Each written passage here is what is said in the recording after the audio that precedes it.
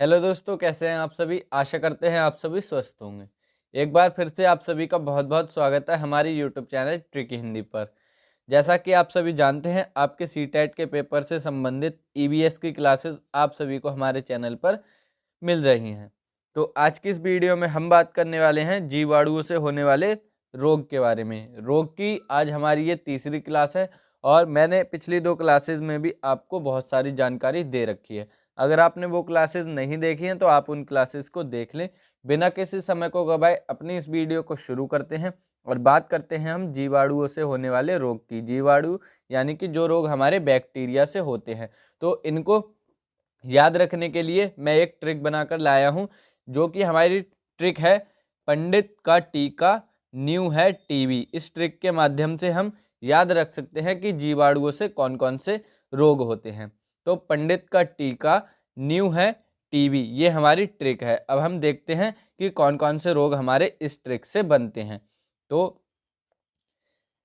यह है हमारी पंडित यानी कि पा से हो जाएगा प्लेग, डी यानी कि डिप्थीरिया, टा यानी कि टाइफाइड, का काली खांसी, टी यानी कि टिटनेस और का कुष्ठ रोग, न्यू का न्यूमोनिया, है का हैजा और टीबी यानी कि ट्यूबरक्लोसिस जिसे हम कहते हैं क्षय रोग। तो ये हो गया हमारा पंडित का टीका और न्यू है टीबी। तो हमारा पा से प्लेग, डा से यानी कि डी से डिप्थीरिया, टा से टाइफाइड, का से काली खांसी, टी यानी कि टिटनेस, का कुष्ठ रोग, न्यू यानी कि न्यूमोनिया, है यानी कि हैजा और टीबी यानी कि क्षय रोग ट्यूबरक्लोसिस। ये है हमारे जीवाणुओं से होने वाले रोग। अब एक एक करके इनके विषय में जानकारी प्राप्त कर लेते हैं। सबसे पहले हम बात करते हैं प्लेग की। तो प्लेग हमारा बहुत ही इंपॉर्टेंट होता है, आपके पेपर में इससे क्वेश्चन आने के पूरे पूरे चांसेस हैं। तो प्लेग है, इसे हम काली मौत भी कहते हैं। ये इसका दूसरा नाम काली मौत कहलाता है। आपसे प्लेग न दे करके ये पूछा जाएगा काली मौत किसके द्वारा होती है या फिर काली मौत किससे फैलती है। तो ये हमारा फैलता है चूहों से। तो प्लेग चूहों से फैलता है या फिर जो भी हमारे कुतरने वाले जानवर कह लीजिए, उनसे ये रोग फैलता है। और इसमें होता क्या है, तो जब ये हमें होता है तो बहुत तेज बुखार आता है, यानी कि इसका प्रभाव हमें दिखता है बहुत तेज प्रभाव, बहुत तेज जब बुखार आता है। तो प्लेग को क्या कहते हैं, काली मौत। इसका दूसरा नाम हो जाता है हमारा काली मौत। और फैलता किससे है, तो ये फैलता है चूहों से। इसका प्रभाव क्या होता है, बहुत तेज बुखार होता है।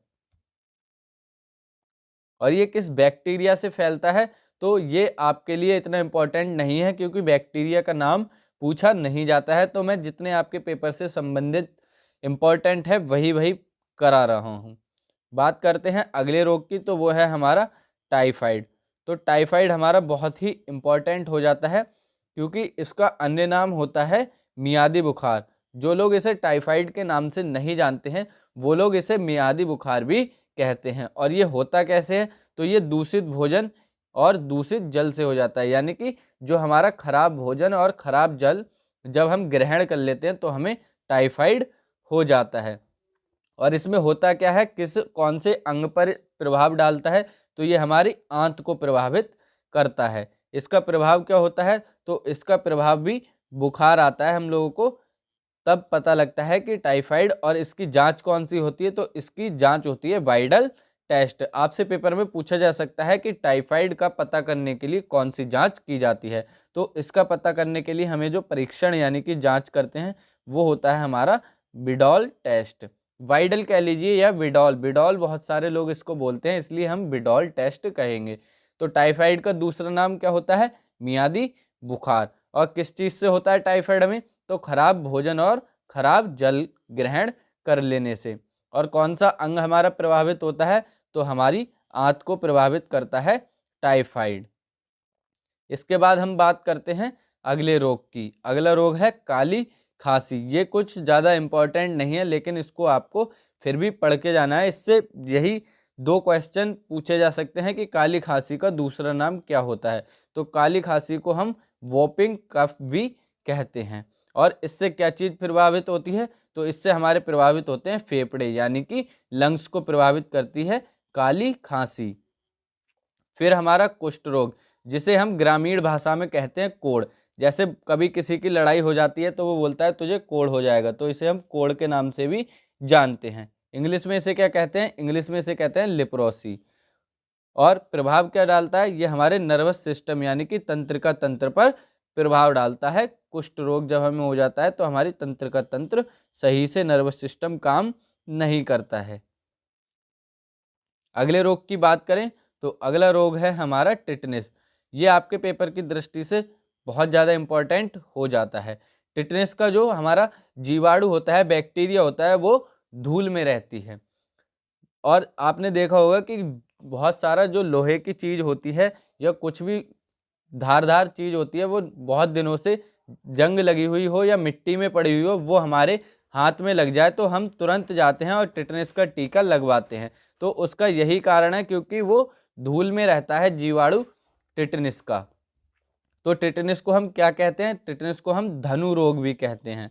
ये हमारा एक इम्पॉर्टेंट पॉइंट हो गया। और दूसरा पॉइंट हो गया जैक जॉ, यानी कि लैक जॉ, जबड़ा बंद भी हम टिटनेस को कहते हैं, लैक जॉ।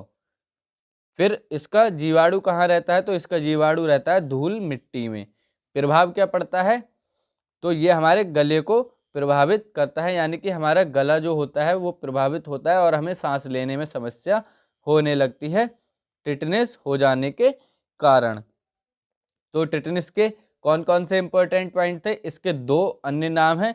या तो आप इसे धनु रोग कह लीजिए या फिर इसको जबड़ाबंद यानी कि लैक जॉ कह सकते हैं। और इसका जीवाणु कहाँ रहता है, तो धूल और मिट्टी में। और इसका प्रभाव क्या होता है, हमारे गले पर प्रभाव होता है, सांस लेने में समस्या होती है। इसके बाद बात करते हैं हम अगले रोग के बारे में, जो है हमारा न्यूमोनिया। तो न्यूमोनिया जो होता है वो हमें छोटे बच्चों में बहुत ज़्यादा देखने को मिलता है। तो इसके लक्षण क्या हैं, खांसी और बुखार आना। प्रभाव फेफड़ों पर पड़ता है, फेफड़े हमारे दिक्कत में आ जाते हैं, सांस लेने में निमोनिया में समस्या होती है। पेपर में इससे प्रश्न बहुत कम पूछे जाएंगे, अगर पूछा गया तो निमोनिया का लक्षण ही पूछा जाएगा या आपसे पूछा जाएगा कि कौन सा अंग प्रभावित होता है निमोनिया के द्वारा। फिर बात करते हैं हम अगले रोग की, जो कि है हमारा हैजा। हैजा जो होता है हमारा, वो घरेलू मक्खी के द्वारा होता है, यानी कि जो हमारी घरेलू मक्खी होती है वो है जो जहाँ पर हैजा का बैक्टीरिया होता है वहाँ जाकर बैठती है और फिर हमारे ऊपर आकर बैठ जाती है, या हमारे घर पे जो भोजन है, जो हम भोजन करते हैं, उस पर आकर बैठ जाती है मक्खी और हम उससे प्रभावित हो जाते हैं। तो हैजा को घरेलू मक्खी फैलाती है। दूषित भोजन और जल से ये हमारे शरीर में प्रवेश करता है इसका बैक्टीरिया। और इसके लक्षण क्या होते हैं, तो हमें उल्टियाँ और दस्त होना शुरू हो जाते हैं। जब भी हमें हैजा होता है तो उल्टी और दस्त होने लगते हैं। इसके बाद बात करते हैं हम अगले रोग की, जो कि है हमारा क्षय रोग, जिसे हम टीबी भी कहते हैं। और इसकी फुल फॉर्म आपसे पूछी जा सकती है, तो इसकी फुल फॉर्म होती है ट्यूबरक्लोसिस। ये हमारा बहुत ही इम्पॉर्टेंट हो जाता है पेपर की दृष्टि से। तो ये कैसे फैलता है, ये एक संक्रामक रोग होता है, ये वायु द्वारा फैलता है, यानी कि किसी भी व्यक्ति को अगर टीबी है और हम उसके संपर्क में आते हैं तो उसके संपर्क में आने से भी ये हमें फैल सकता है। और इसका प्रभाव हमारे कौन से अंग पर पड़ता है, तो इसका प्रभाव हमारे फेफड़ों पर पड़ता है। और इसके लिए जो टीका लगता है उसका नाम क्या है, तो उस टीके का नाम है BCG, जिसकी फुल फॉर्म होती है बैसिलस कैलामिटी ग्यूरिन। ये हमारा बचपन में हमें टीका दिया जाता है, BCG का टीका, जो छोटे बच्चों को लगाया जाता है जिससे उनमें क्षय रोग ना हो। और इसमें आपका जो वजन होता है वो बहुत तेजी से घटता है। इसके बाद हम बात करते हैं नोट पॉइंट की, कि DPT का हमारा टीका जो होता है वो कौन कौन सी बीमारी में लगता है। तो DPT का टीका जो होता है हमारा 3 बीमारियों में लगता है। पेपर में आपसे पूछा जा सकता है कि DPT का टीका कौन कौन सी बीमारियों में लगता है। तो पहला तो हमारा काली खांसी में लगता है, दूसरी बीमारी टिटनेस में लगता है, और तीसरी बीमारी डिप्थीरिया में लगता है। यानी कि DPT का टी का आप ऐसे याद रख सकते हैं, D for diphtheria, P for pertussis यानी कि काली खांसी, T फॉर टिटनेस। इन तीनों के ही नाम को मिलाकर बनाया गया है DPT टीका। यानी कि आपको काली खांसी हो जाए तब भी DPT का टीका लगेगा, टिटनेस हो जाए तब भी DPT का टीका लगेगा, और डिप्थीरिया हो जाता है तब भी DPT का टीका लगेगा। तो ये थे आज की हमारी वीडियो में जीवाणुओं से यानी कि बैक्टीरिया से होने वाले रोगों की जानकारी। अगली वीडियो में हम वायरस से होने वाली जानकारियों की बात करेंगे। वीडियो कैसी लगी कमेंट बॉक्स में जरूर बताना। वीडियो पसंद है वीडियो को लाइक कर देना, चैनल पर नए हो चैनल को सब्सक्राइब कर देना, अपने सभी दोस्तों में शेयर कर देना। बहुत ही जल्द मिलेंगे अगली वीडियो में, तब तक के लिए पढ़ते रहिए, स्वस्थ रहिए। जय हिंद दोस्तों, वंदे मातरम, धन्यवाद।